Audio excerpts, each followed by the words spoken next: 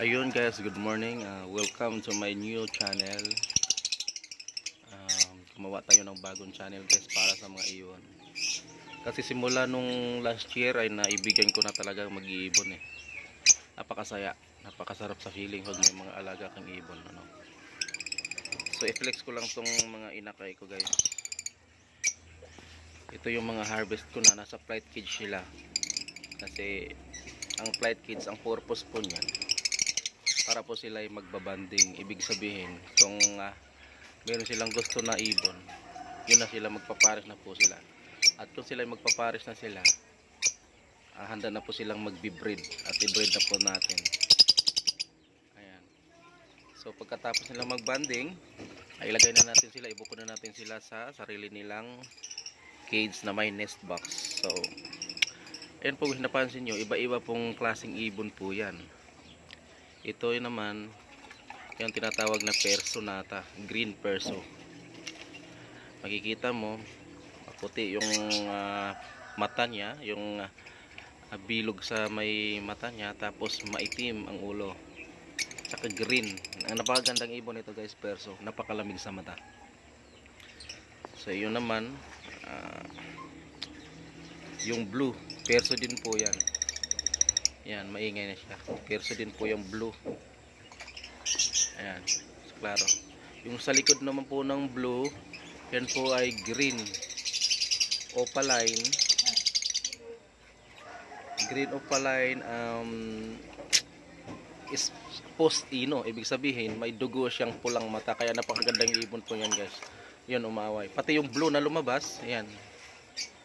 Ay, correction, yung bio pala yung isang perso, no? Yung kata bio perso po pala yan. Sorry. Ito pa yung blue. Yung blue po na yan, post-ino din po yan. Ibig sabihin, may dugong pula ang mata po yan. Hindi po yan katulad ng tao na pula mata, adik ha. Hey, joke lang. Ibig sabihin sa breeder, ito ay medyo mid-high mute yung mga pulang mata. Tsaka hindi nawawala sa market. Napakagandang ibon po yun. Excuse me. Ayan po sila guys. So ito yung mga nasa 7 months na sila guys, ready to breed na yon, ready pang salang. Pagka may napansin ako magbanding yan, ay isasalang ko na po sila. At sa kabilang dako dito naman po guys, napakagandang ibon, di ba? Ayan, you know, napansin nyo, apat sila. Apat din yun sa kabila. Yun yung mga anak na naunang na-clutch. Tapos matanda po sila. At ito naman sila, apat din po sila. Ayan. Yun yung sunod na ay na anak. Mga bata pa sila. Mga 3 months niya, no? Perso din po to. Ito yung anak ng perso doon. Kaso lang, yung perso na parents yun, yung perso na yun, ayun, nakawala yung partner niya, hindi ko na siya sinalang sa ano. At pero may anak silang iniwan. Ito yan guys, BB personata green, ang ganda din. 3 months pa po yan. Tapos doon mga nasa 4 months din. Yung dalawang green na yan, opaline green po yan, sibol opaline green, split ay no, post din sa ino. Mga may lahi po yung pula ang mata. At ito naman pong vayo. Ayan guys, napansin mo pula ang mata. Yan ang magandang ibon guys, Dunfallow. Yan po siya yung Dunfallow. Anak po siya sa back to back post na Dunfallow. Ibig sabihin, visual Dunfallow siya. Ang parents niya na nagiging back to back split Dunfallow na po. Ganyan po ang mutation ng ibon. 1 year pa ako nag-ibon, pero ang dami ko pang gustong matutunan guys. Kasi napakahirap din. Pag hindi ka mag-research, hindi ka magbabasa, hindi ka manonood sa mga veterano na nag-YouTube, hindi mo malalaman. Kailangan din ng oras ang pag-iibon. Napakagandang ibon po yan guys. Visual Dunfallow. Yan. Kaya pa sinama sila kasi hindi magkakalayo yung edad nila eh. 4 months and 3 months.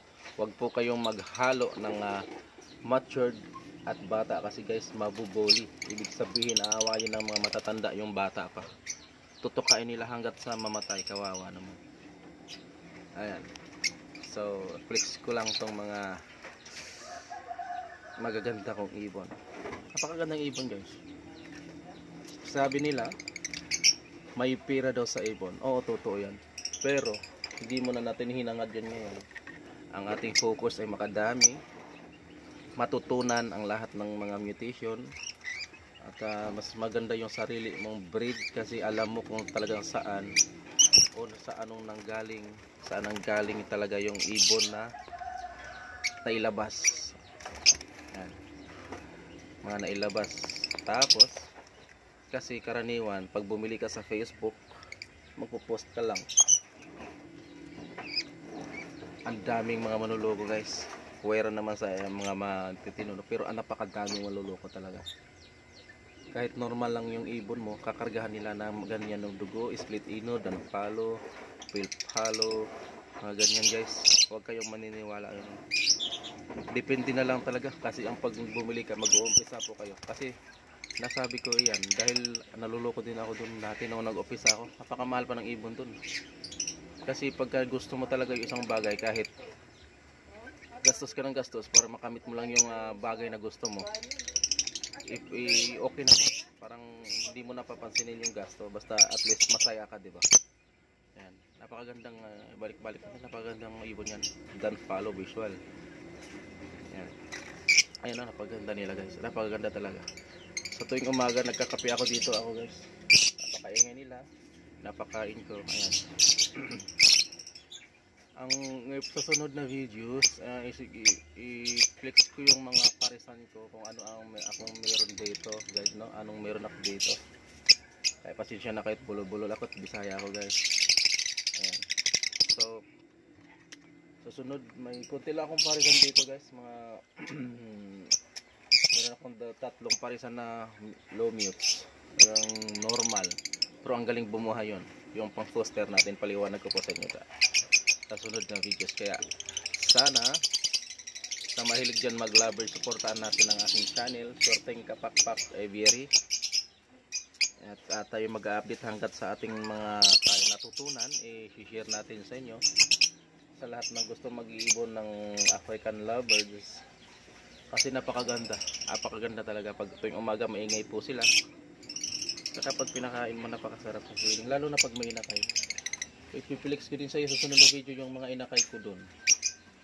Meron akong dilute, meron akong back to back Lutino Opa, meron akong green dilute, Opa green dilute, meron akong post Parblo Danpalo, meron din akong project parents, no, project ng Otinolopa, ay Lutino Opa.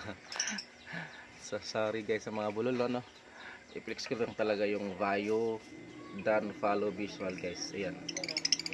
Napakagandang ibon yun guys. Tutok natin yan. Yung dalawa na yan, magkapatid po yan sila. Napakaganda, sibol green, opaline, post ino. Ibig sabihin sa post, possible ino. Ibig sabihin sa possible, pag nag-breed kayo, posible na maglabas po siya ng pula ang mata at pula din ay dilaw ang balahibo. Kaya katulad nung sa manok, di ba manok, normal na manok, mas mura.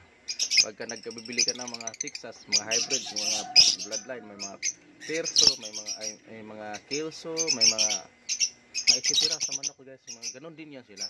Depende ang bloodline niya, ang presyo nila depende po sa bloodline. Ganun lang po ang pag-iibon. Pero ang pag-ibon napakahiwaga. Napakahiwaga ang pag-ibon. Kailangan mo talagang pag-aralan. Kasi maraming scientist sa ibon. Ibig sabihin napakagaling mag-mutate. Napakagaling magbangga. Ibabangga nila sa ganyang bloodline. Ang kalabasan nun, rare. Ibig sabihin rare. Yung kakaibang kulay na inilabas ng invento mong pag breeding. Yun, pag rare doon, bibilhin ng mga tao yun. At ibig sabihin nun, rare,